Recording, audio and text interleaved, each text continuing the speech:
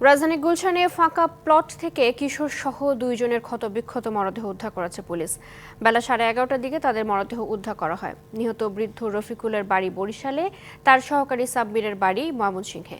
Police বলছে দুজনের মরদেহতেই একাধিক আঘাতের চিহ্ন রয়েছে, তবে হত্যার কারণ সম্পর্কে বিস্তারিত জানা যায়নি এখনো। রাজধানীর অভিজাত এলাকা গুলশান ২ নম্বরের ১০৮ নম্বর রোড। ফাঁকা প্লটে রয়েছে ছোট্ট একটি চায়ের দোকান। প্লটটি দেখাশোনার পাশাপাশি সেখানে চায়ের দোকান চালাতেন ৮০ বছরের বৃদ্ধ রফিক। সহকারী হিসেবে কাজ করতেন কিশোর সাব্বির। বৃহস্পতিবার থেকে বন্ধ দেখা যায় দোকানটি।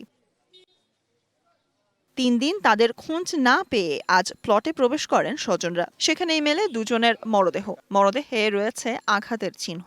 শিয়া বাটার ও ভিটামিন ই সমৃদ্ধ lily glam beauty soap. Lily, always beautiful. আমরা তিনজন মিলে ওয়াল ডেকে ওই ভিতরে ঢুকছি। ঢোকার করার পরে গিয়ে দেখি রুমের ভিতরে কিছু দেখা যায় না, কিন্তু গন্ধ বেরিতেছে। সাধুর যে ডাকে তো গেছে, সাধুর আমরা আস্তে আস্তে একটু সরাই দিয়ে এই অবস্থা।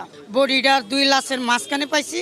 এলাকাবাসী বলছে তাদের সাথে কারো পূর্ব শত্রুতা ছিল না, তবে কবে কখন তাদের হত্যা করা হয়েছে তা জানা নেই কারো। অনেক বছর ধরে এই জায়গায় থাকে। আর এই পিচ্ছি ছেলেটা আসে আপনার মাস দেড়েক।